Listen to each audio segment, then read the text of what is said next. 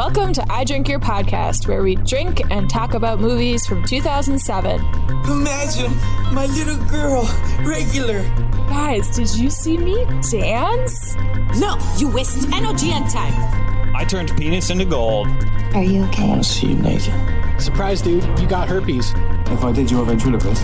You're really well dressed for a shadow puppeteer. What is he going to culturally appropriate this time? My man. I drink your podcast. I drink it up.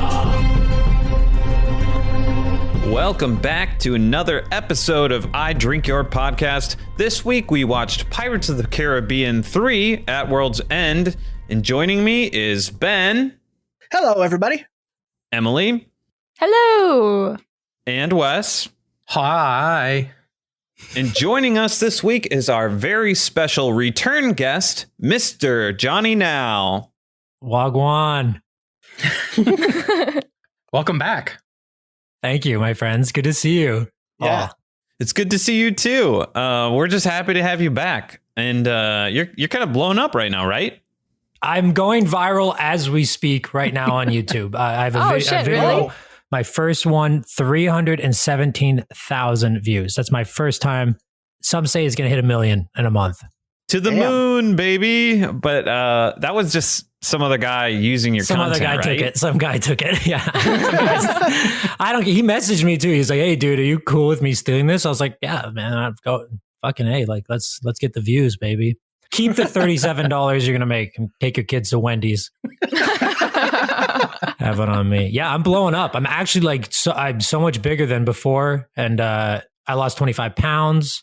So you're smaller than before. Yeah, that's true. I lost 25 pounds and 140 if you count my wife. Oh. She's gone.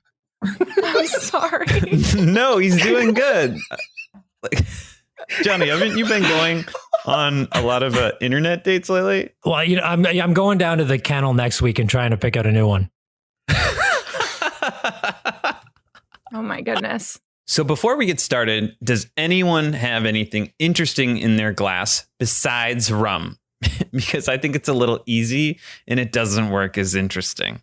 No, it totally does. We're watching Pirates 3. Rum is the theme. Like, if someone is not drinking rum today, I'm going to be really upset with you. Well, then you could have stepped it up and done like I did, and you could be drinking a butt pirate. No more jokes about my ex-wife. So I'm kind of doing a little bit of an alteration on it. I actually made a drink out of it, but this is a drink I used to have in my college days where you drop a shot of rum into a glass of butterscotch schnapps. Oh, Yeah. I get it. Very diabetic. Funny. It is very sugary and will mess you up the next day because you will be hungover and you won't stop drinking them because they are absolutely delicious. And it's also made with Kraken. Oh, extra very special. nice. Okay, Johnny, what's in your glass? Just rye and Coke, as usual. Not even fucking rum. Oh, I know. God. I didn't even. I planned on getting shit done today, but I'm so I got so hungover. I just woke up. I'm so hungover. I had a bag of peas on my head all night.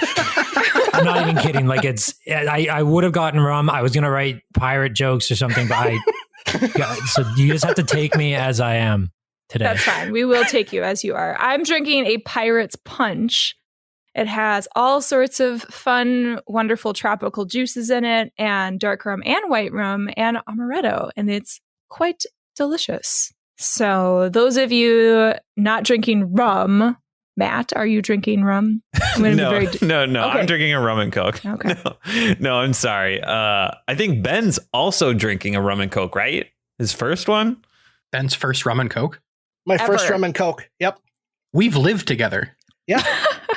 I'm a vodka guy. I don't usually go for the dark stuff. Yeah, I guess rum doesn't normally go with Mountain Dew. That's true. Okay, so we know what we're all drinking. Johnny, what have you been up to lately? I got wasted. Okay, I shouldn't even admit this. We're in total lockdown here in Toronto Tings. It's not good. And I broke the rules. I was with someone for a decade. I'm so horny. You better warn the crack of dawn. I had a lady come over. She doesn't want me to talk about it, but A COVID romance? oh my God, dude. The things we did You think I was afraid of spreading COVID? Whatever we created in our, like the fluids and the spots and the things we did, there's a whole new fucking virus now. Yeah, but you're like being safe, right? You took precautions. Yeah. So I texted her before she came over and I said to her, have you been vaccinated? And she said, well, I'm not an essential worker. And I said, I thought they gave the HPV vaccination to everyone. Oh my God. And she's not here glaring at me. Nice girl. Okay, perfect. So what else is new, Johnny? I like her. Oh, what else is going? Oh, so I got hammered. Oh my God, we got hammered. I'm in my brand new place. I'm flying solo now. It's nice. The Twitch is blowing up. I was thinking about getting like a real job, a career job. And, but Twitch just seems to be doing really well. 3 days ago, I decided to become a millionaire.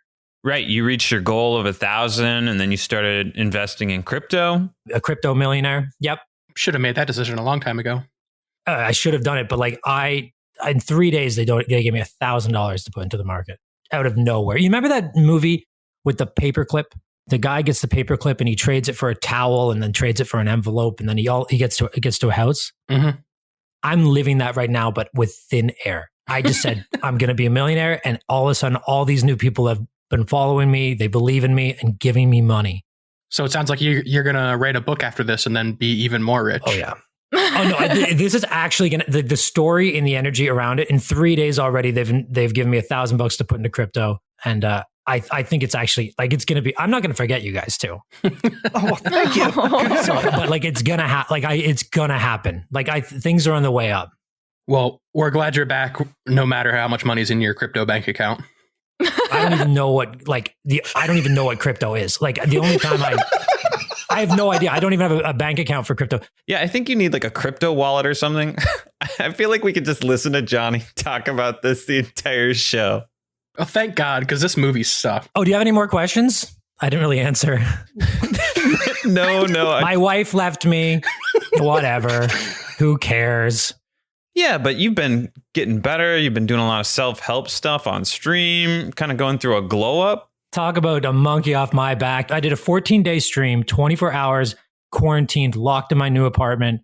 And it was incredible. And I was glowing up, working out. Like I said, I lost 25 pounds. I almost got abs. But I've been partying this week, so I got to slow it down. Yeah, whatever you're doing, keep doing it because you look great. And we're excited to have you back. So what about Pirates of the Caribbean, at World's End made you excited to be on the show? Well, when I looked at the different movies of 2007, I thought it was topical because what's happening with Johnny Depp and Amber Heard. Mm-hmm. I heard she's a liar. No, just kidding. That's not true. I don't really know all of it. And my friend who isn't here told me not to mention it because it's not related, but it's all anyone's talking about. So I figured we'd make some good jokes about it. Yeah, I'd heard that Johnny Depp's career is in the toilet and I haven't seen him in anything, but I don't know exactly what's going on. You want to fill us in? Care to fill in the listening audience? Oh, Amber Heard says Johnny whipped a bottle at her head or something, and then she pooped in his bed, and now his career's over. Oh, he's canceled. Yeah. I see. Yeah, Allegedly. You know what? I'm going to go on record and say it all true. So, Mr. Depp, Johnny, now you can sue me. All right, Mr. Depp. I'd love that. That would get me to the next level. And you're fucking bald, dude. That guy's bald, all right? Don't even get me started. He wears weaves. But let's talk about the movie.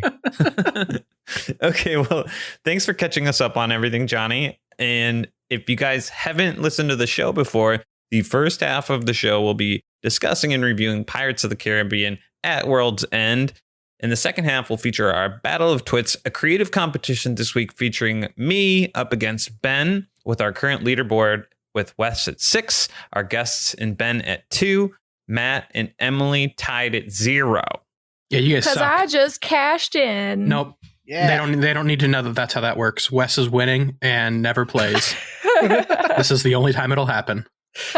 So, Emily, you have a reward you chose yet?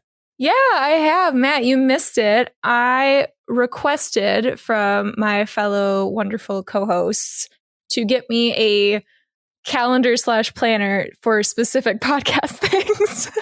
So nerd over here, I just needed to organize all the things that I'm doing to reach out to different podcasts and scheduling. I was like, I just need my own little adorable planner. So I would encourage some decorations. So please make some gorgeous decorations or stickers. I like stickers, any of those things.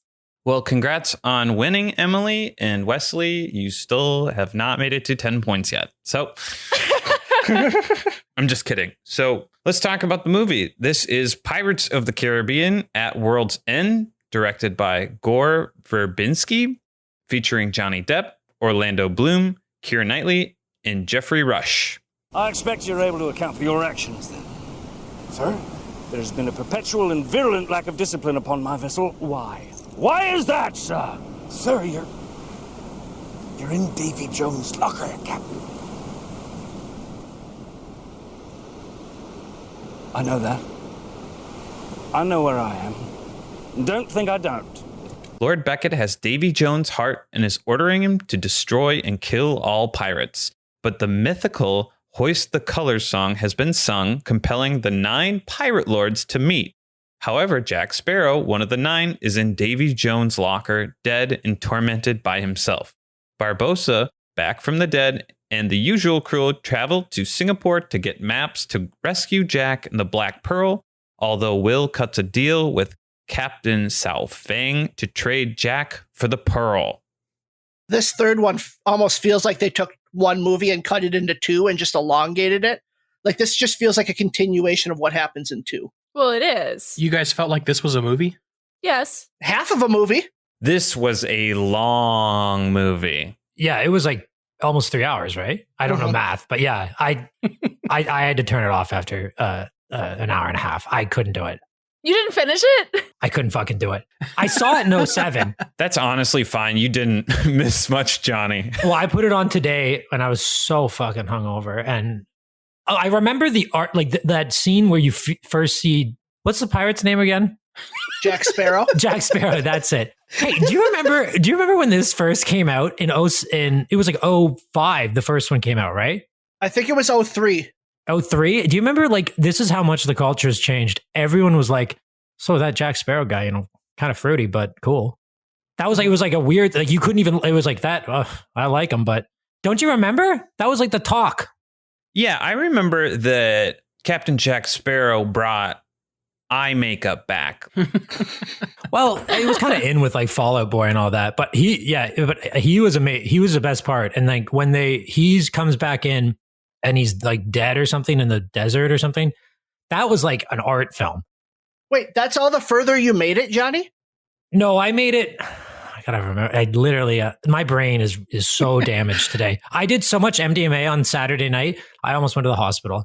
I'm not even kidding. I haven't done MDMA in a decade. Like I've got major divorced dad energy right now. I'm catching up. Well, I mean, Johnny, I think that this movie suffers from its plot, but a lot of its acting was its strong suit. You know, you have a lot of great performances with a terrible script.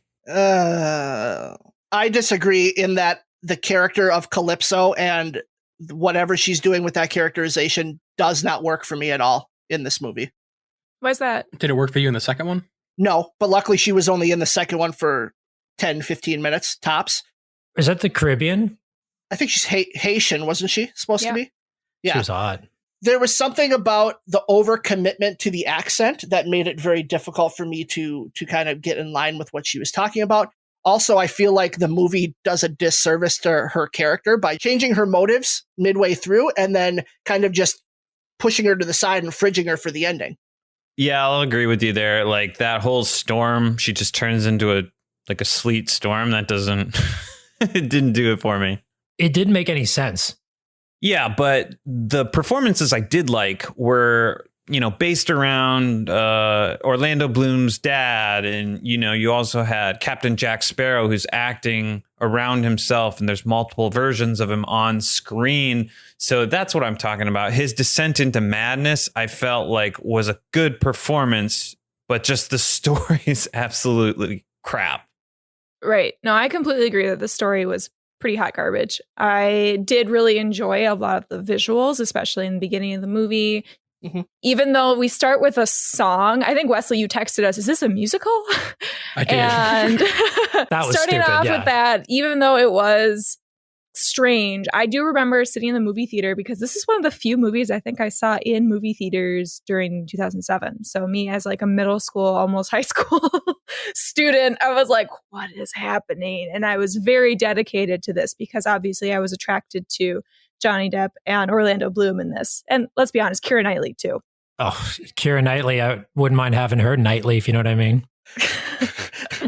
So I just love this movie because of the visuals, though. Like the first movie, they spent a lot of time just in St. Vincent when they were doing all their filming and then also on set. But with this, they branched out and they had to go to multiple different islands and they had to build sets from scratch and they had to use real ships. They had to build ships on top of oil tankers. And it just felt more real to me, like immersive. Like I could throw myself into that. And like as someone who loves fantasy and adventure, I loved that about it. Although obviously the plot is a little hand wavy.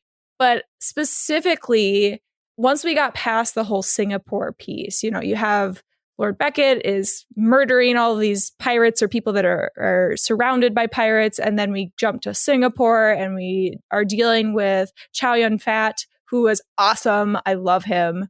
And then we get into them traveling to the, I guess, undead world or the land of the dead.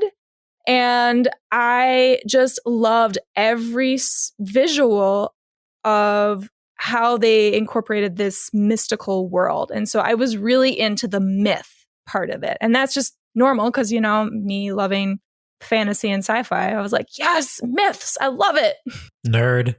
Yes, exactly. And then you had that part at the beginning, you know, where they're in Davy Jones' locker. Oh, that white Captain Jack Sparrow's on the ship. And then you had all those real crabs lifting up the black pearl and like pushing it towards the water. I thought that was really cool the way they did that.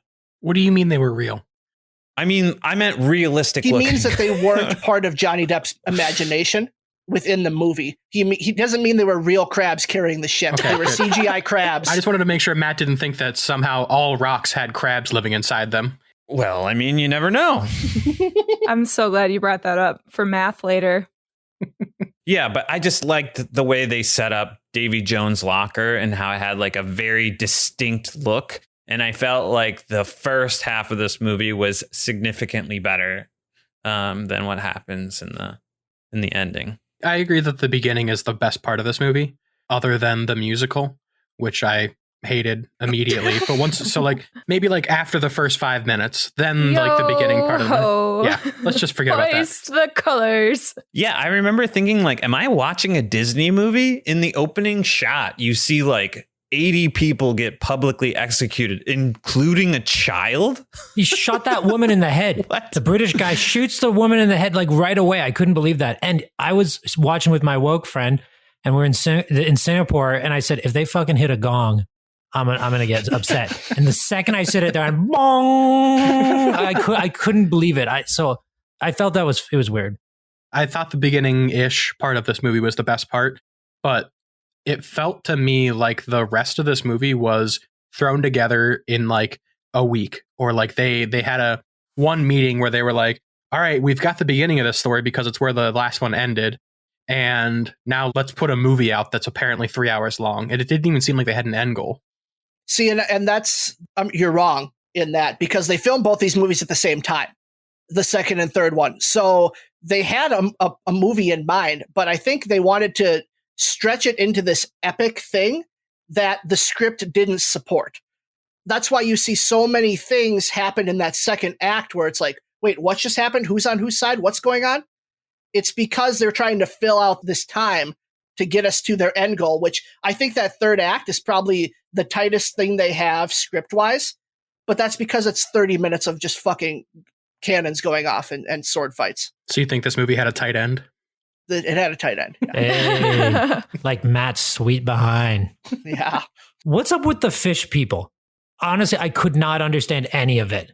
You don't like barnacle growth on people's faces? All right, so let's go back to the myths, because I actually really liked a lot of the CGI in that aspect, and maybe some of you didn't, but the whole story, which we learn as they're coming back to the land of the living, Tiadama, who is Calypso, we know that's the character, she's talking about how Davy Jones was tasked to ferry the dead, essentially. So we're building up this mythical lore. And he decided, you know what, I'm not going to do that. So he is cursed, and the people that are on his ship are cursed by monstrosity, I guess.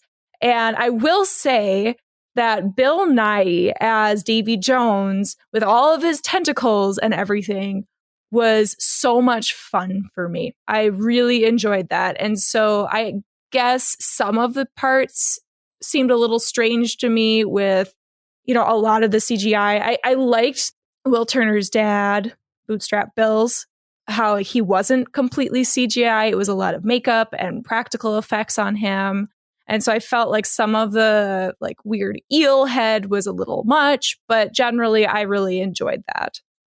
Now, just to clarify from Matt, the person who played Davy Jones was not Bill Nye the Science Guy. Bill Nye the Science Guy. Yeah, I mean, I thought he did a fine job, and I liked when he looked like a human versus when he had all those ding-dang tentacles coming out of his face. There was also somebody in Shanghai that had barnacles growing on their face. Right. Why? I was actually reading about this, Wesley. Apparently, Gore Verbinski wanted to make fun of spa culture, and that's why he added that in. So it's literally an inside joke. That's it. Spa culture? It's like people going to spas. He was talking about how I felt that. I felt personally attacked because I love going to the sauna, and I felt like they were chirping us. Yeah, more it steam. Pissed me off. Yep. But why did he have barnacles if that's Davy Jones's crew thing, or that's what people get cursed with if they're pirates? You know what, Wesley? That is a great question. Yeah, I'm sorry to put you on blast, assuming you're the expert in this, but I figured you would know more than any of us. Right. But I don't. I just really enjoy the setup of this. Again, I just go back to the visuals. I still remember sitting in the movie theater and just being blown away by moving from all of these stars and then jumping to the ship and just this clear glass water and then the waterfall and then cutting to Jack in his weird limbo hell state where it's completely white. And I don't know, I just love the contrast of that. And then it just kind of goes downhill from there. We don't see those kind of epic visuals besides the ships and the battles. Mm-hmm. It starts going downhill the second the ship tries to flip upside down, which I hated that. That was officially where it lost me. Yeah, it was so dumb. No spoilers, but I wrote down in my notes that I hope that was the Emily's math segment. No, it's not. Yeah, I was kind of hoping her math segment was going to be how many people got hung per hour by the British Army in the first part of the movie. How many they could do before they got tired. I wanted to see that boy get hung for starting that song. So did Wesley. We must fight. You've always run away from a fight. Have not? You have so. Have not. You have so. Have not. You have so, and you know it. Have not, slander and calumny. I have only ever embraced that oldest and noblest of pirate traditions. I submit that here now, that is what we all must do. We must fight to run away. Aye! Sao Fang betrays Will and tries to take the pearl for himself, but Lord Beckett betrays him. Barbossa convinces Sao Fang that Elizabeth is Calypso, so they all fight to escape, with Sao Fang taking Elizabeth. Davy Jones attacks Fang's ship, killing him, although he names Elizabeth captain before dying. When all the pirates, except for Will, make it to Shipwreck Cove, they vote for a pirate king, and Jack votes for Elizabeth to avoid a stalemate. The Pirate King Swan declares war. This fucking second act does not make sense. No. Yeah, I had no idea what was going on at this point. There are so many betrayals, so many deals, and I still don't really understand any character motivation whatsoever. Like, the romance between Elizabeth and Will is just gone. Wait, were they married in this one? No, they get married in the middle of battle in the third act, and it is so annoyingly stupid. Oh, but don't they have the same last name? No, they don't have the same last name. It's Will Turner, and then is it Elizabeth Turner as well? Swan. Oh, jeez, I You're missed thinking that of the part. first movie, Johnny. You're thinking the first movie where she tells everyone her name is Elizabeth Turner for God knows what reason. But she lies about it to protect probably her father, who's the governor, who also died in the first act, and tells us this whole thing is if you stab the heart, you assume Davy Jones's role. Yeah, there's a lot of like explaining stuff to the what's up with the like British people from that, like British people are insufferable, but British people from that time period are particularly insufferable. All the guys in uniform, the pirates are coming. That pissed me off so much. The wigs. I think that's really well put, Johnny. I think we all hate the British. Not a fan. Now, see, I don't care about the wigs. I just love the costuming in all of this. And I think this movie and the last movie both were either nominated or won some different things about visual effects and costuming. They were good, yeah. I know that like the wigs were especially historical and stupid. Just in general, that time period, like British people seem like such cucks. They're just like everything's like everything's like, I just hated that. Is Orlando Bloom British? Yeah. He looked good. Everybody but Jeffrey Rush and Johnny Depp are the only two non-British main characters, at least. And Jeffrey Rush is Australian, and Johnny Depp's from Kentucky. So natural fit for a British cast. When Sao Fang gives Elizabeth the rights to be captain by naming her in his death, did anyone else feel a little bit like Elizabeth Swann just started culturally appropriating the Asian people? Yeah. Oh, absolutely. Her entire did she take? I missed that part, and all of a sudden I noticed her hat was a Chinese-looking hat, and was that his captain's hat, or did she go shopping and just pick up all new Chinese wear? Yeah, no, I think that sounds exactly correct, Wes. I think that's exactly what happened. And then this movie had like some weird parts with Miss Swan. So like at the very beginning, there was that scene where one of the pirates was looking up through the floorboards up her dress. And then it was just this like ha-ha moment when the next pirate wanted to come look. And then he saw up a man's garment. I just thought this movie was so creepy, right? I would like to point out that Disney back then, 2007 Disney, wasn't really thinking about anything that was PC. They were all just doing whatever they wanted to build this world.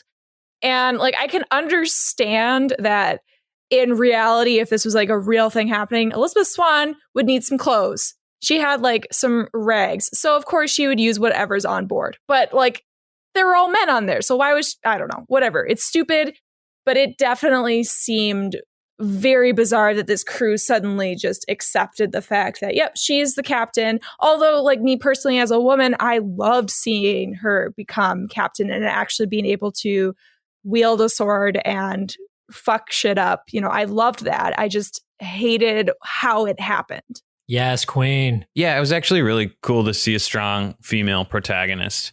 Matt, you know what? I actually did something really woke. I went on a plane.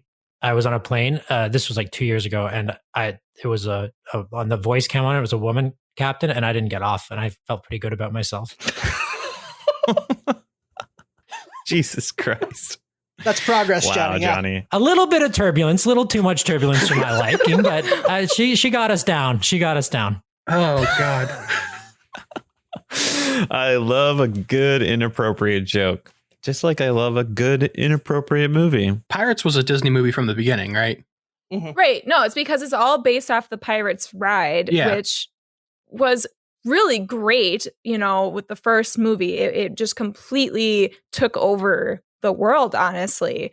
But then this addition of trying to build the lore kind of took it into some very strange extremes, some more adult Disney themes. It almost feels like it was previously not a Disney property, and they tried to capture the shock value and the sexuality and the humor of a non-Disney entity. And this is like their attempt at making an R-rated movie into a PG one.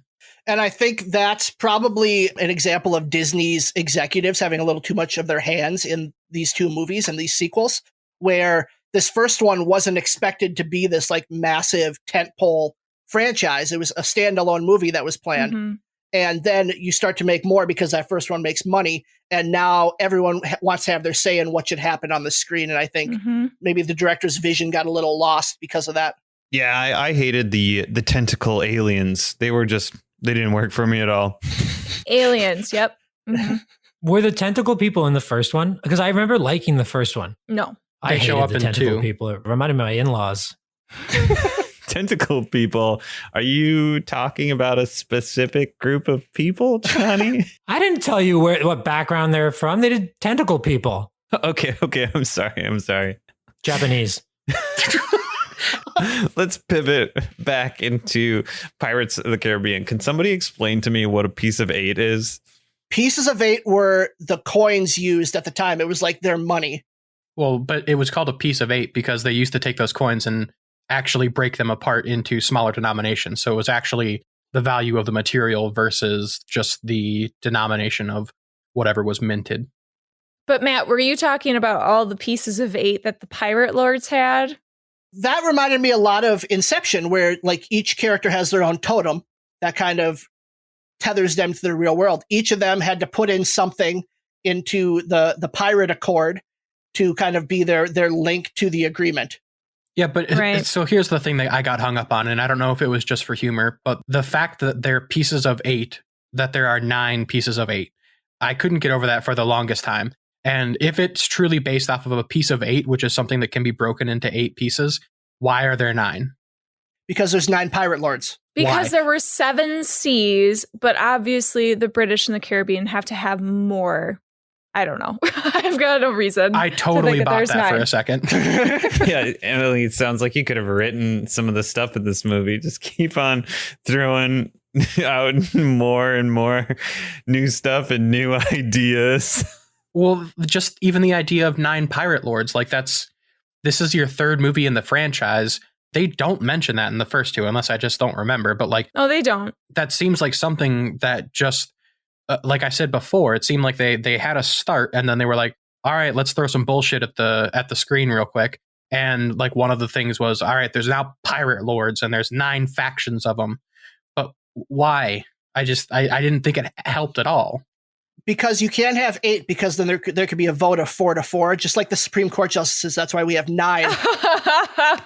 But they all vote for themselves anyway. Yeah. Do you know anything about the Supreme Court, Johnny? Kavanaugh. Kavanaugh, yes. Yeah, I know him. I really hated the stunt casting of Keith Richards.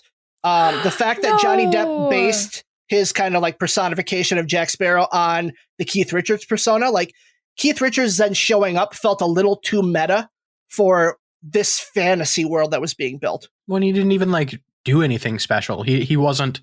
I think if you're going to have Keith Richards show up, because that's how Johnny Depp anchored his character's motivations, movements, actions, whatever, like you should at least have that impetus for the character act like that.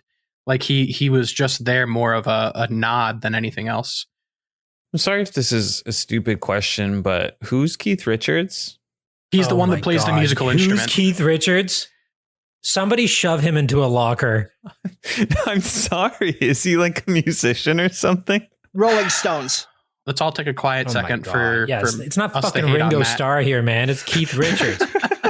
You know, he put his dad's ashes in a line of coke and snorted his father's dead ashes. Yeah. That is a rock star. That guy rules. Yeah, no, I'm sorry. I thought when I first heard his name, it was Michael Richards. Oh, no. I don't like his stand-up. It's too edgy. Yeah, you shouldn't. No, I completely agree with Johnny on this one. And I don't think we should get into his material at all. So let's pivot back to Pirates. Either way, this second act really just, like you said, Wesley tries to cram in so much and tries to just do random things for no particular reason and completely loses any sort of motivation from any characters. Like even Johnny Depp's character as Jack Sparrow, he's going through this process of, oh, I could stab the heart of Davy Jones, and therefore I could live forever and live on the sea forever. But then, obviously there are some problems with that in his own internal process. But there are so many weird things where he's making deals with Beckett and he's like throwing Will overboard and nothing seems to make any sense. And maybe that does.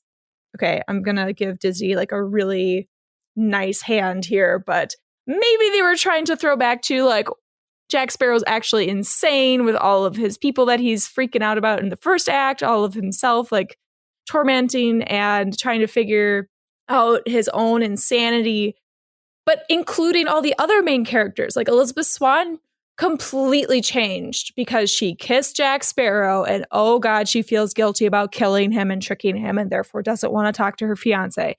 Will trying to save his father, but at the same time is doing things that won't help his father and doing weird things. I just didn't follow some of that. The Admiral, his whole thing. And then he gets stabbed by Bootstrap Bill because Bootstrap Bill is falling to the ship and the curse and everything. And there's just so much happening where you just can't even believe anything. You can't go to the bathroom. You can't, like, I was watching it and I was like, if I was in the theater, you can't go to the bathroom. Was thinking like, Johnny, because they're so fast. Funny. That's so funny you mentioned that because I remember thinking that in the movie theater. I couldn't fucking leave. You'd have to, the movie's ruined. And you always have to go twice because we always got the huge pop, right? Yep. Yeah, that's a really long time to sit in a movie theater and hold your bladder. They should have just made it into 2 movies. Like, why didn't they just do 4? No, they should have made 1 movie and cut out 90% of what was in it. They should just stop making movies in general. It's over. I propose an exchange. Will leaves with us. And you can take Jack. Done. Undone. Done. Jack's one of the 9 pirate lords. You have no right. King? Elizabeth, Barbossa, Jack, Beckett, Jones, and Will parlay on an island, trading Jack for Will. And on returning, Barbossa betrays everyone to release Calypso from her human form. Will reveals to her that Jones was the one that taught the first Brethren Court how to bind her, so she disappears and summons a maelstrom.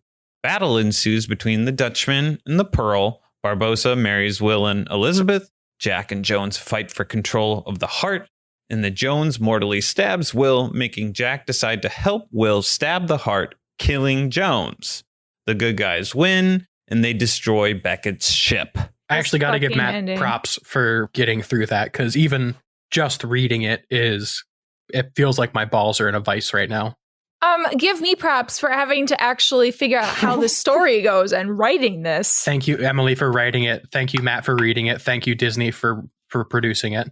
Now, it sounds like this third act has a lot happening in it, but it really doesn't. Like, no, it's a lot of just fighty scenes for the last 45 minutes of the movie. This had one of the worst scenes on that, the Pearl fighting the Dutchman and Will and Elizabeth getting married. It was so annoying. Yes, talk about it. So, Johnny, we're assuming that you did not, you said you didn't finish the movie. Basically, big old fight happens and I remember the cannons. I remember that from when I saw it in the theaters, and I liked it. And I watched a YouTube video on it. I did. I watched the YouTube video advice for everybody listening. Just watch the YouTube video on this movie. And they fight at the end, and yeah, you didn't miss much. There's just a big fight, and Calypso turns into the maelstrom. Maelstrom. Mail come? Yes, Johnny. They needed to consummate the marriage that they had in the middle of battle. But it was just so stupid how they were fighting, and they're like, do you take her? And do you take him? And then, he says, I do. Excuse me. She yells that when she accepts. Yeah, I mean, I just kind of blacked out the entire experience, but I just remember hating the wedding a lot. My problem with that marriage scene and their relationship in general is that for the entirety of the second movie and most of the third movie, Will and Elizabeth are separated. Right. Whether it's because of actual distance or because of Will watching Elizabeth kiss Jack Sparrow. Right. So this reconciliation happening so quickly and then them immediately getting married didn't feel genuine to the characters because we didn't see them come back together in an effective way. Right. I totally agree with you, Ben. And I know you and I talked about this earlier over texting, just how, I'm going to be honest, man, I completely disagree. I think the marriage part of the story was super amazing and I loved it. And that's for a while I dreamed my wedding would be a fucking battle on a ship while a captain shouted at us and we almost died. Wedding. Like, I loved that idea. I was like, yes. Yeah, I wish Ben would have married me and Shelby like that. Just fighting to the Just death family members, and trying to survive. Yeah. But you're right, Ben. The relationship, there was no sort of fundamental reconciliation as they were continuing throughout the story. It just seemed like, oh, Elizabeth's going to trade Jack for Will suddenly. And then, oh, okay, I guess everything's fine now. And that just seemed to come out of complete nowhere, even though the romantic side of me is like, yes, fighting with each other, your spouse. And then, I don't know, that is very Disney-fied to me. I want to talk a little bit later about how Disney kind of made this. And Ben, you talked about like the executives taking charge of some of the story and some of the pieces of it, but that seemed very Disney-fied to me. Would you forgive your wife if she kissed Johnny Depp and you saw it? If you walked in, saw your wife just tongue down Johnny Depp's throat, like in the movie. I don't want to give credit to Disney too much, but to kind of counter, Emily, what you were saying, that, and I guess Ben, that there was no reconciliation. There was a tiny bit of a thing where Will was mad at Elizabeth for kissing Captain Sparrow, but at one point in the movie when they confront each other about it, she says, it was my burden to bear, because she was doing it to tie Johnny Depp to the mast, right? To sink him into the locker. So she was doing it for her own tactics and didn't tell Will because it was her burden to bear. And then later on, I don't remember the exact thing. It was something with making the trade, or Will did something that Elizabeth didn't know about. And then he says, it was my burden to bear.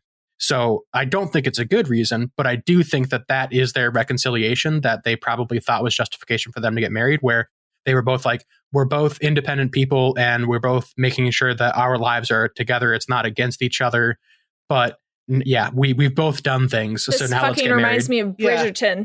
Oh, I hate you, Wesley. So you would forgive your wife? Yeah, why not? He's a famous movie star. Come on. You guys are so weak. Oh my God. If I walked in, my wife's kissing Johnny Depp, I'm killing both of them. There's no logical reason that she might need to kill or kiss Johnny Depp. Oh, other than her loins being turned on by that hunk. You'll always be compared to Johnny Depp. You'd always be compared. Yeah, I think Johnny's making a good point here. But maybe there was like a indecent proposal situation or something. Oh, see, I was thinking like if Corbin was kissing Johnny Depp, I'd be like, okay, there's got to be a reason. Yeah, I'd tell her to mind her own business. There you go. Equality. I believe in it. We talked about how the visuals in the first part of this movie were really good and interesting to look at. This last act, the visuals got really muddied for me. Yes. And it, especially as it kept going and going, it lost its effect because that Maelstrom scene was so long. Like it was 30 minutes of them just fighting, and it was too much without enough change in how they were fighting or what was happening. No, I completely agree, Ben, because this reminds me of the Return of the King ending in the movie where, suddenly there would be a logical break when a new army would show up and cause more chaos in a different way, either for this side or that side. And in this, it just seems so strange to kind of have this back and forth where you see our different main characters trying to fight their way to get to the heart, to kill Davy Jones, but Davy Jones is trying to do this. And it made no sense. Although I did love a lot of the sword fighting that I could see. I do love swashbuckling sword fights. But actually, your point right there just reminded me that, yes, this was a lot of too much of the same. and Lord of the Rings did it, but that reminded me of a movie that we've done, 300, where there is no option for a different kind of fight. Like it's all Spartan. They do combat different for the most tactics, part. though. I'm absolutely on their side in this point. I'm saying that the way that they introduce the immortals and then the magicians and then like the mutant monsters, like that little bit of change makes an entire movie worthwhile, where 30 minutes of it didn't work in this movie. Right. That makes sense. It also felt like at the end, when they've celebrated the defeat of the British Army, essentially, or the British Navy, and you see all of the ships that were there of the other pirates that just kind of sat there and watched as these two ships battled. It felt like that scene in Troy where Brad Pitt and the other guy have to just go out and battle for the entire new armies. Put some respect on Eric Bana's name, Ben. Michael Bay Jr. That whole scene made zero logical sense. Matt, you didn't like the Michael Bay Jr. part of it, the slow-mo and the explosions? Absolutely not, Emily. Like, it's just so over the top, and I hated it. You know, that scene at the very end where Beckett's ship is being exploded and he's just walking down the staircase. It's just After Effects porn. I hate it so much. It was just so over the top. It took so long. It added an extra like 30 minutes to the movie, it felt like. I hated it. Just the British guy? Yeah. When everything's blowing up around him? Yeah. Yeah, everything except for him. I remember that, yeah. It was kind of cool, though. I'm pretty sure that it was just a staircase in front of a green screen. Like, oh, definitely. Him touching the staircase was not that impressive because that's probably the one set piece that was actually there. But then the pieces of wood flying and none of them like hitting him. Or like stabbing there's him. shit flying everywhere and he's just untouched, completely like clean faced. It was bullshit. Even the logic of why it was exploding didn't make sense because two ships flanked him and they started shooting their like 10 cannons when his ship had what looked like 50 cannons. And all of his crewmates his crew were just yelling, "What's our order? Fucking shoot back." Like, I don't understand that at all. And that none of the cannons went through to the other side and shot the other ship. I'm heated up. I gotta go. Fucking British people. We didn't really get into this, but Will becomes the captain of the Flying Dutchman, and he therefore cannot go on land except once every 10 years. So Elizabeth Swann, his love interest, his wife, she comes back every 10 years to the shore to be with him, which, wow, that's some dick. But also there's that scene where before Will goes into the ocean on the Flying Dutchman for his first 10 years, you see him like caressing Keira Knightley's leg, full on flesh of Keira Knightley's leg. And my daughter, who I was watching this with, goes, "It's just a leg." Yeah, it's very shades of Armageddon. That was meant to be like a tease. This was just Disney saying, "You guys get it, right? They're about to make a baby. I'm going to make out with her kneecap." I don't know. I'd make out with her kneecap. Yeah, but it felt, this is the dirtiest I've ever felt in a Disney movie. Honestly, when I saw that scene, I was like, it just skeeved me out. No, I was in for it. But what I didn't get is, so he's cursed to, if he spends one day on land, he has to spend 10 years at sea. What stops Elizabeth from being at sea? I'm going to woman-splain this to you. Perfect. Thank you. Oh, God. This is what I need. Get a drink and some snacks. We're going to be here for a while. Yes, you are. So remember how I talked about Davy Jones was cursed because he wasn't doing his job? Yes. Yeah, because he wasn't going to the land of the dead. He wasn't doing his job. So Will can't take a living person with him to the land of the dead to ferry the souls. And so that's when they said, not yet. She can't join us yet. So when she dies, my assumption was, okay, she could join the crew possibly, and they can live happily forever on the ship. Okay, I get it. Wesley, you got a couple observations for us? These are just a few of our incredible thoughts. You gotta love a movie that starts off with child murder. And I'm pretty sure that's not the first time I've said that on this podcast. A pirate and a monkey team up to perfectly aim, light, and shoot a firework at a storage of more fireworks to help everyone get away. Name a better duo. Later in the movie, the monkey pulls a gun on the parrot in a standoff, and the parent says, parlay, this is the movie that we all deserved. Like, that was the saving grace of this movie, was this monkey parrot combo. And they deserve more credit. And I actually can't believe it didn't come up in the entire recording. Did you hear about the horny parrot? He kept saying, probably want to crack at her. Oh my God.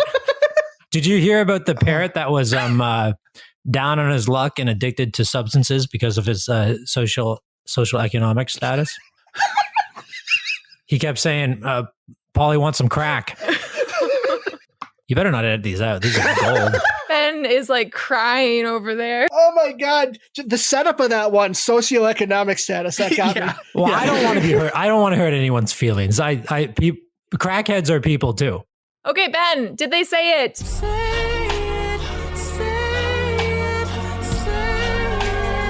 Now, say my name. You know, they said At World's End a lot, but they never really said Pirates of the Caribbean. But I want to hear more Johnny jokes. I don't even want to do my segment.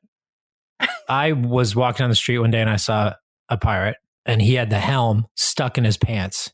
And I said, "Hey, pirate, why you got the helm stuck in your pants?" And he goes, "Oh, yeah, I know. It's driving me nuts." Wait, is it Pirates of the Caribbean or Caribbean? And what's the proper way?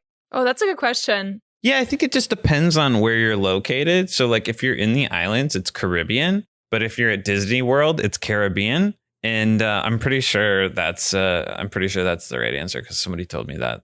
Matt, I think you're bullshitting the shit out of this.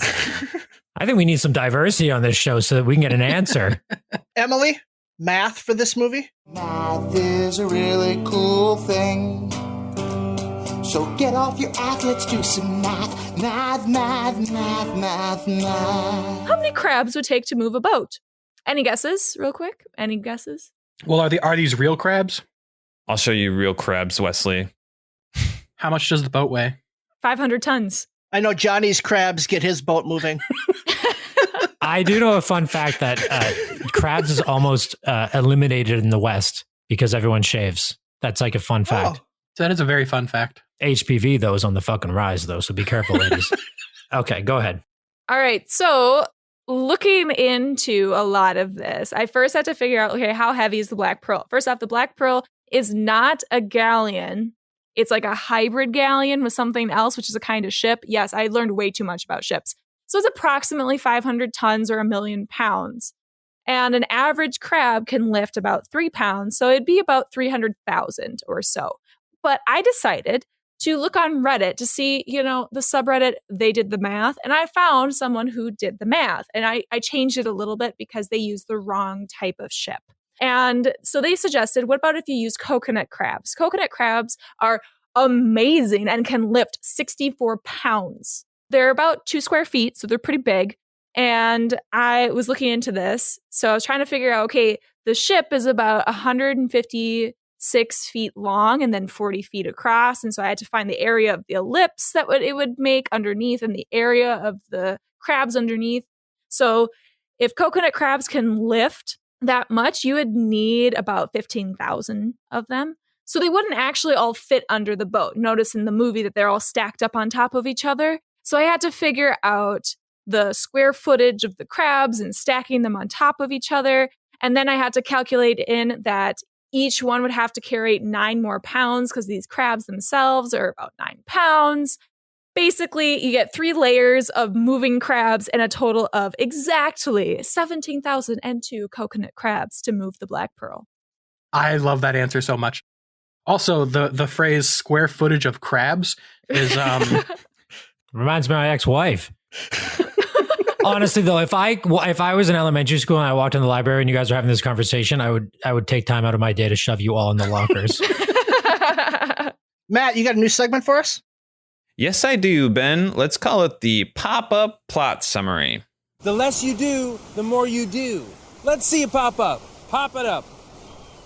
That's not it at all. So a bunch of people go boating, and then a guy gets married and gives away his heart both figuratively and literally. The end. Nailed it. Oh my God, Disney, take notes. Johnny, do you have a review for us, even though you didn't finish this movie? Oh, it fucking sucked, dude. Oh my God.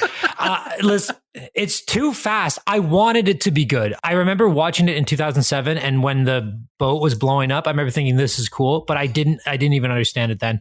They should have slowed it down for us simple folks. Because I really liked the first one. And Emily, I know you love this movie. I watched a YouTube video about how it's actually like a classic. And I think like if they just toned down the silliness, but I like a little bit of fantasy. How about you give it a rating? I'm going to give it a fucking 2. I don't know. It sucked. No, I don't know. 2 out of 17,002 crabs. Exactly. No, it was okay. I'll give it like a 6 because it was good. It was like interesting to watch. The CGI holds up surprisingly. Like and maybe I'm just old, but it seemed like pretty good. Yeah, it wasn't bad. So cool. Thank you for your review, Johnny. Before we get into the battle today, we are going to roll a die to determine some random or wandom characters. So I'm going to say that Matt is odds, Ben is evens, 11. So Matt, you get to pick first. So your list of characters to choose from are Willie from Bad Santa, Valentine McKee from Tremors, which is Kevin Bacon's character, Tommy Callahan from Tommy Boy, Ariel from The Little Mermaid, Frank the Tank from Old School, or Mike Wazowski from Monsters, Inc. Yeah, let's go with Ariel, I think. All right. Ben? I'll take Tommy Callahan. All right. That's a movie.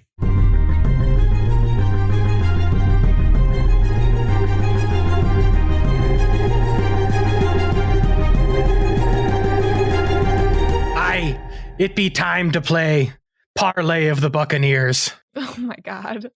Wesley. I will barter 3 sheets to the wind of questions to our less than scurvy dogs. Let them try to mutiny to find out where she blows. The hornswoggler of each round will get 1 doubloon. Second place will get sent to Davy Jones' locker. I will be more easily marooned by the more wency and savvy answers. That was way too much, Wesley. This one was really easy with pirate lingo. Buccaneers, yar, you ready? Savvy. All right, perfect. So it was so dumb. I loved it. Thank I love you guys. I worked super, super hard on it. Question 1 is a Wesley's Wandom question, if you hadn't figured that out since I gave them characters beforehand. So, only having to see your wife and kids once a decade seems like a life without responsibility to me. But hey, I'm single and childless. Ben. So, with the character that you've chosen, please describe what that once a decade shore leave looks like. And Ben's going to go first, who picked Tommy Callahan from Tommy Boy. Tommy Callahan starts his day by visiting his father's grave to pay his respects to the man he cared so much about. After getting that obligation out of the way, he can now have some real fun, though. Even though Tommy's learned how to be responsible, that doesn't mean that he forgot how to have a good time. So he officially starts his morning off as any sailor on shore leave would, with some hookers and blow.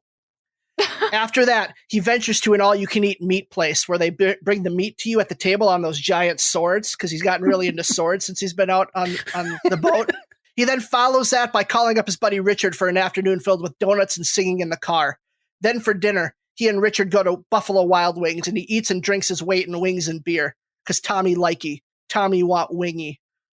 Completely sloshed, Richard drops him back off at the hotel for more hookers and blow. The perfect bookend to the perfect day. I have seen this movie finally, only once, so I kind of followed along. Just sounds like a lot of fun. Johnny, do you have any questions or thoughts about Ben's answer? I have no fucking idea what's going on, but I like it. It sounded good. So my question, Ben, is, I guess logically, we're assuming that this is 24 hours, right? It doesn't have to be. He gets there in the morning and he leaves at night. Yeah, it's before sundown, just like Will. Where does he port? Well, he ports in anything he can get his hands on. I don't know if that's the definition of port, but I'm down for it. I was going to dig in more to the travel time to Ohio to see his father's grave, but I think you port in anything he likes is a good answer. We are on to Matt then. So Matt, you chose Ariel, the Little Mermaid. Ariola. So I'm gonna okay, so I'm gonna state the obvious. She's gonna be needing to bone Eric a lot. That's what's happening in the morning, followed by a breakfast burrito with a grilled tortilla. If it's not grilled, she's sending it back. Okay. In the afternoon, her and Eric are going to go to Dave and Buster's. Ironically at first, but then it's going to quickly become unironic as they get super drunk and they play a lot of fun video games and get chicken wings for lunch. But then when it comes out with blue cheese instead of ranch, guess what? She's sending it back. In the evening, she's going to be performing because she loves to sing, Ariel. And it's going to be much like the Amaraku Passion Play, which is a play that happens every 10 years in Europe because it was a vow by the inhabitants of the village that if God spared them from the effects of the bubonic plague, it would be they would perform a passion play every 10 years. So that's what Ariel's doing. Lesson learned.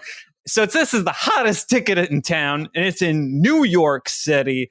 And she's drunk. She doesn't care. She's good at her job. She sings. And then to cap off the night after, like just a fucking super performance, she bones Eric again just to get on the ship after that.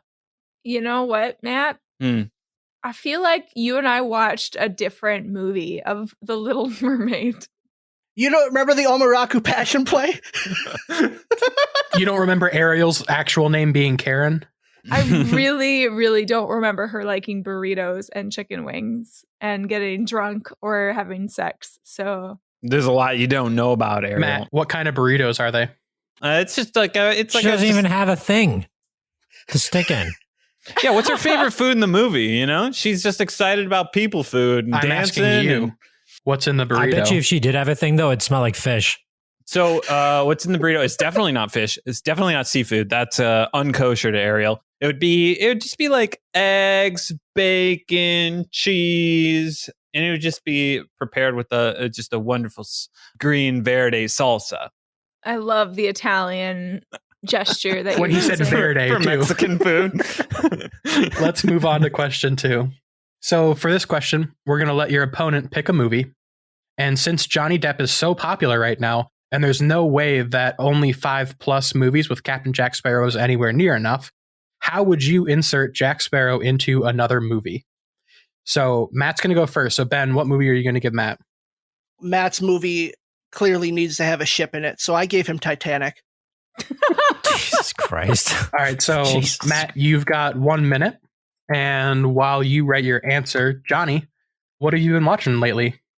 Last time we talked, I was watching that reggaeton show with, I can't remember his name for some reason, Daddy Yankee.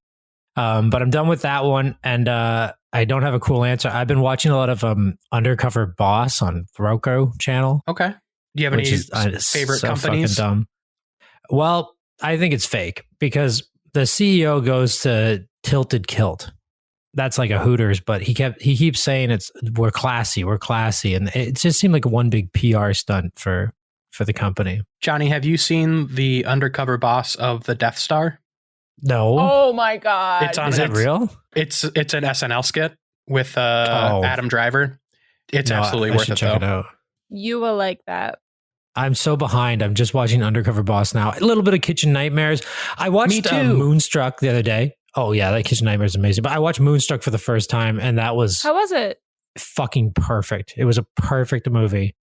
Like it was so goddamn good. It was magical.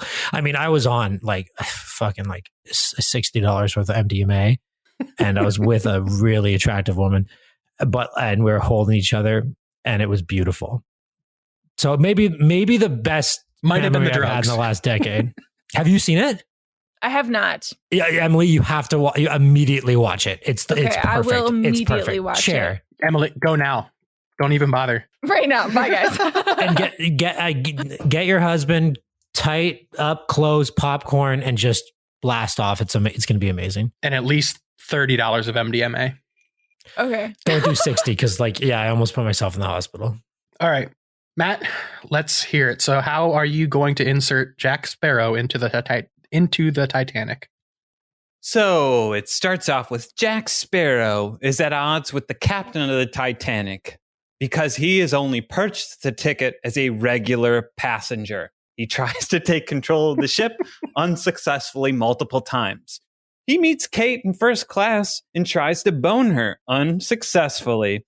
And then he also meets Jack, who he likes immediately as they have the same name.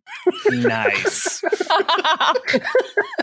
He tries to warn the captain as they approach the iceberg, but it falls upon deaf ears. The ship goes down as planned, and Jack survives via swinging around on ropes and shit to the band playing the Pirates of the Caribbean theme with a classical twist. I'm sorry. The ship goes down as planned. Like this was a whole scheme.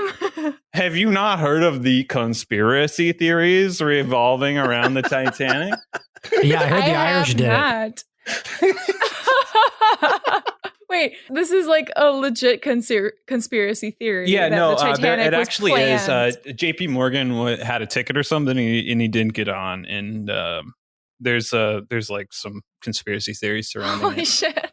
Like an insurance thing? I meant as planned, as in like I'm not altering the actual, real life events of the Titanic. Yeah, I'm not altering the real life event of Titanic sinking.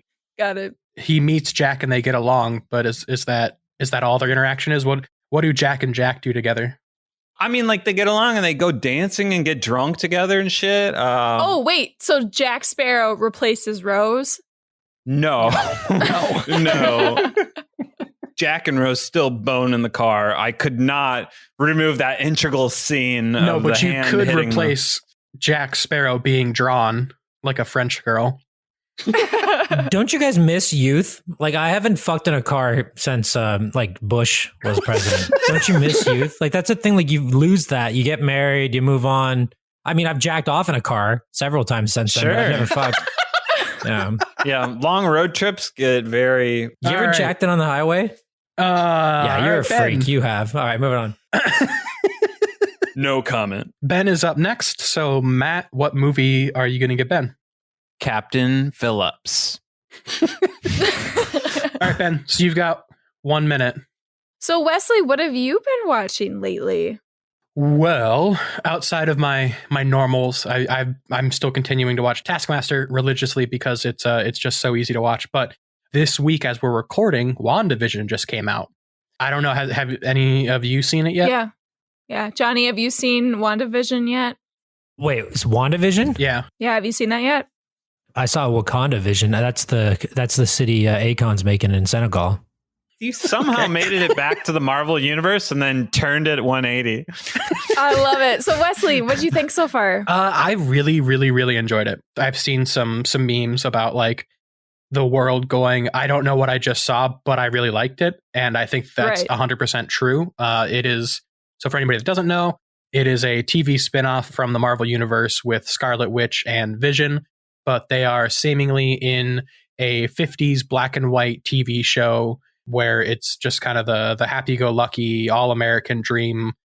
Very Bewitched vibes. Sure. I couldn't think of a show to compare it to directly. So yes, thank you. Oh, no, it's like exactly like Bewitched because, Samantha's a witch. And so there's like magic and shit. Yes. But yeah, it's got the laugh track and it's got the, what a coincidence that we screwed this up and gee willikers. And it's so kind of out of place, but they do a really good job of hinting at their powers and them not knowing things. And then there's like some subtle things that go on that make you think that it's going to go somewhere, that it's not just going to be this 50s TV show. So I'm very intrigued by it. And the whole time I was watching it, all I could think was, I don't know who came up with this idea, but I'm so thankful for something this original, even though it's a spoof of something else. It's God, it's good. And I watched it too, but I also been watching, I watched The Greatest Showman because IDYP is going to join when Cinephiles attack this week and talk and battle it out with them about The Greatest Showman. So shout out to you Cinephiles. We are ready to duke it out. Hell yeah. Good podcast. I've listened to them before. They're really fun. The only problem is the word cinephile. When I tell people I'm a cinephile, I feel weird. Mm-hmm. Do you feel like you're a pedophile? Way to hit the nail on the fucking... All right, Ben. So how are you going to insert Captain Jack Sparrow into Captain Phillips? Yes. Captain Phillips is about pirates taking over Tom Hanks' ship, but we only know what happened because what Tom Hanks said. He was the only one there. Actually, Jack Sparrow got there first and took over the ship in search of shipments of rum. Then when the Somali pirates got there, they went up to Jack, who is now the captain of the ship, and they said, I am the captain now. And Jack was like, no, I'm the captain now. And then the Somalis were like, I am the captain now. And it went back and forth for a long time until the Somalis just kind of relented and got off the ship. So Jack was really the one that saved Tom Hanks's character. And then once he got what he wanted or realized that the rum wasn't there, he just left. And then Captain Phillips, being a complete racist, just lied and said it was the Somalis that took over. Like, what the fuck is that? Tom Hanks, you should be ashamed of yourself. Tom Hanks, more like Tom Wanks. That guy sounds like a jerk off. Sorry, Ben, you got extra time and that's what you came up with? Oh my God. I nailed it. What do you mean? Have you seen Captain Phillips? I have not. It. This entire episode, I purposely did not say I'm the captain now when there are multiple chances to, because I was waiting for this answer. Glad you hit it multiple times. I like how Ben throws Tom Hanks under the bus, not Captain Phillips. No, it's Tom Hanks. He's got to be choosier in his roles. Like, don't choose to play a racist. I like Chet Hayes' new rebrand as a Jamaican guy. I think he's cooler. That's a good joke, but it's over everyone else's head. That one's over my head. I'm going to be honest. I feel like half of Johnny's jokes go over my head, and I just like smile and nod as the three of you laugh your asses His delivery is 10 out of 10, though. Like, I can smile and laugh even if I don't understand, because I love him to death. Emily, I'd say that if half of Johnny's jokes go over your head, half of those are probably a good thing that they went over your head. I'm very cancelable. Okay, good to know. I'm looking forward to it. I'm trying to think of any questions for Ben. How many sexual partners have you had, Ben? Don't answer that. Don't answer that. We're just going to go to question 3. So, after a few years at sea, you know you would do something to earn a nickname. Like that one time at the party where Matt did that one thing real quick. Oh, for fuck's sake. Why? Maybe you didn't like that nickname and you try to change it, or maybe you just go with it. So what would your pirate lord name be? Describe how you got it, and also describe what your piece of 8 would be. Yeah, so I kind of loosely based my character on myself, but then kind of went off a little bit. So just as a heads up, this is not exactly me. Okay. But my life as a pirate would be rife with romantic liaisons due to my, Ben, true-to-life reputation as a bit of a Lothario. It would also be rife with scurvy, since I don't eat many vegetables or fruits. As a result of the way that scurvy has ravaged my body, causing me to have scaly brown skin, bulging eyes, and no hair, but also owing to the fact that has not slowed my success with the women one bit. My crew typically call me Rear Admiral Pangolin, or the Carnal Pangolin, or just CP for short. While my role aboard the ship is officially as their captain, my crew refer to me as their Rear Admiral, because they know I'm in charge of that ass. Hell yeah. My pieces of 8 would be a condom left to me by my father, Matt, on the day that he abandoned me on a doorstep. He left me a lifetime supply with the charge to learn from him. I always carry one with me as a reminder of the piece of shit he was. Every time I have sex, I refuse to wear one, because try to fucking tell me what to do. So I figured, since I had no use for it and always carry it with me anyway, why the fuck not use it for this silly little pirate accord? Am I your dad in this story? Yeah. Well, you did not capture my character at all. Using condoms? Sorry. I've converted you guys. What is Lothario? It's like a Casanova. It's like someone who's like really romantic and charming. A man who behaves selfishly and irresponsibly in his sexual relationships with women. Did you look this up? I did. I'm a Lothario. No, that's just how Matt talks. Yes, Johnny. Ben, what's your pirate name again? One more time. The Rear Admiral Pangolin, or the Carnal Pangolin. Or the CP for short. Which one would you prefer? Oh, Jesus. You know, when I'm on duty, like, they need to call me Rear Admiral Pangolin, because, like, it's my title, and it's kind of, like, official and shit. But, like, I'm fine with just them calling me CP, you know? Okay. All right, Matt, let's hear your pirate lord name. Okay. I'm going to lead it off with, just bury the lead, Chew the Deceiver. I got my name because it's short for Matthew, Matt Chew. And let's be honest, Matt is a very common and boring nickname. And Deceiver because it's what I do best. Smoke screens and being passive aggressive, which I learned from my parents through being Minnesota nice, which is code for being a passive aggressive bitch, which is a compliment. I would be known throughout the 7 seas for my ability to sink your ship from sheer mind game tactics. I would engage your crew and I would sow doubt into their minds, and I would ultimately have them do my bidding without anyone else even knowing until it's too late. My pieces of 8 would be a now that's what I call music CD case that featured Nickelback and Beyonce, because I need to keep it safe and I need to make sure that absolutely nobody ever would listen to it, let alone touch it.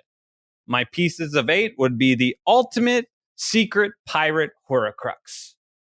I am Chew the Deceiver. Wow. I think he's drunk.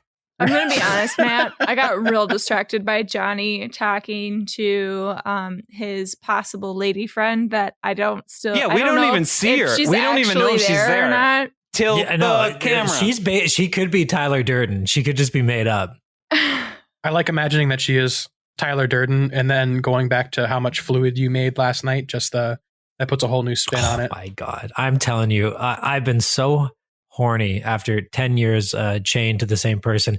I don't care if they have COVID, HIV. It doesn't matter. I'm going in, baby. Like, I'm just saying plagues, bad plagues that we need to fight and win against because they hurt a lot of people. I also, going back to the question real quick, Wesley, I've been drinking. Chew the Deceiver is actually a name that Ben has given me through playing Monopoly with our friends. So I'm embracing the title, which was given to me negatively. So you didn't even create your own name. Ben created it for you. I mean, point to Ben. Most nicknames are given to you. Yeah. I'm just saying, like, I'm embracing it. He was giving it to me in a negative form, but like I'm basically like going full villain. You're in taking this it question, back. is all I'm saying. Yeah, I'm taking it back. Yeah.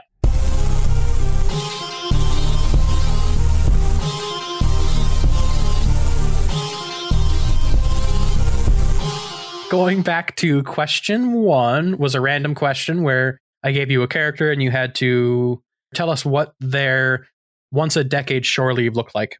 Ben, you had Tommy Callahan. It felt very in character through and through. Tommy like wingy. I think my favorite part was he goes to a restaurant where the meat is on swords because he's now used to swords. I thought that was very funny. Matt, you had Ariel. I really liked you turning Ariel into a Karen, her sending stuff back because it wasn't up to her standards. But Ben's was a little more thorough, a little more rounded out as a character. So we're giving that one to Ben. Yeah, suck it, Matt. Question 2. Your opponent gave you a movie to insert Captain Sparrow into, and Ben gave Matt the Titanic. I really liked the fact that he immediately tries to hook up with Kate in first class. He bought a ticket as a passenger, but still tried to fight for his right to be captain. Meeting Jack and got along because they're named Jack. I thought that was very funny. And then huge part for swinging across the ropes and having the band on the Titanic play the Pirates theme song. That visual was really funny. Then Captain Phillips, I think it's a really interesting take on it that it's only from Tom Hanks' perspective, or Captain Phillips' perspective, I should say. The arguing back and forth, Emily said, Daffy Duck Bugs Bunny thing, where it's I'm the captain now, I'm the captain now. That was a very also good visual. But I liked Matt's better on that one. So that one's going to Matt for Titanic. And question 3, coming up with your lord's name. So the options are Rear Admiral Pangolin and Chew the Deceiver. The visual of Pangolin hand in hand with scurvy, especially with the reason that you don't eat vegetables or fruit, is very funny. You're going to die. Yeah. I know. It's not a long life. It's a good life.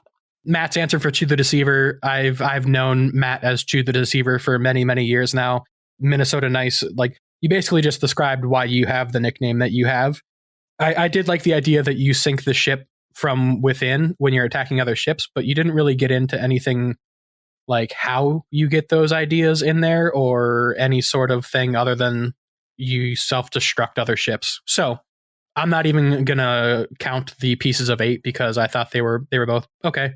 I did like Matt calling it a secret pirate Horcrux though, but that one is going to Ben because Rear Admiral Pangolin is a hilarious nickname for a pirate with scurvy. I don't even know what pangolin means. It's an animal. It's like an armadillo, but it's like scalier, wasn't it? Didn't that cause COVID? That and the bat. Specifically, Rear Admiral Pangolin. I read it on the computer news. Yeah, and you got to believe computer news. This is bullshit. This is the only time I've lost, and I hate it. Hey, Matt, Johnny and Emily wanted to give Ben a clean sweep. Wow. Yeah, we did. Well, they were wrong once again. Well, you were wrong. He doesn't eat vegetables. He's gonna live. You're gonna live longer. You win. Ben wins that one with 2 points to Matt's 1. GG. Yep, good job, Matt. Fuck you. So, folks, if you're still listening, thank you so much for listening to the episode. Be sure to subscribe, rate us on iTunes, and share us with all of your stupid friends that love movies, especially from this friendship time period of 2007. And be sure to follow us on social media, IDYP_podcast. Johnny, do you have anything you'd like to plug other than your wonderful twitch.com/TV Johnny_now. Johnny_now. It's blowing up once again. I've been to the top of Twitch. I've been to the bottom. Right now I'm in the middle. Check out my podcast on YouTube right now. Johnny Now on YouTube. That's all you got to type in. It's called, surprisingly, you're going to be shocked by this, but it's called Inspirational Women and Insane Men. I talk to very inspirational women and then insane men. I've had some celebs on there too. I've had some celebs. I had Mike Racine on there. He did not have a good time. Nice guy. He was very rude to me. But I've had some beauty gurus, Sylvia Weisenberg, Laura Udarian. These are famous people, New York elites. I'm telling you, I've had other huge comedians as well. So go check it out. Check out my Twitter at fuck Twitter. I don't care. That's boring. My IG. If you're single, I'm single, so I've been sending out cock pics, and I don't wear condoms, so I'm looking for a wife. Please message me because I'm getting old and I need a family and I'm going to die alone. So please follow me. I love you all. Johnny Now, thank you so much for being on the podcast. You guys are so much fun. So it's just safe to say if you Google search Johnny_now, you're gonna find you on all of your platforms. I'm a fucking right? star. I'm a star. Yeah, I'm a star. He is a star. I'm famous. I'm almost famous. I'm like a D-list celebrity. And you know what? Ironically, like my life and career is very much like the plane crash scene in that movie too. Sure. And also anyone out there, honestly, I would give all this up for a job with benefits. So please, I'm in Toronto. Hit me up. My parents are ashamed. My wife just left me and I'm going to cut my cock off. So please give me a shout. All right. I love you guys. We're going to the moon, Johnny. We're going to the moon, baby. Ben, what's our next movie? Yeah, next week we're going to watch The Game Plan, which is the Rock Disney movie. We're doing a bit of a Disney month, so this is movie 2 in our Disney month. And it's also because it's right after the Super Bowl that this one's going to come out, this Game Plan 1, so kind of football tied in. Woohoo! You guys rule. Thank you so much, my friends. Thanks, Johnny. Yeah, thanks, Johnny. Thanks for being on, Johnny. Everyone. Bye, everybody. Peace.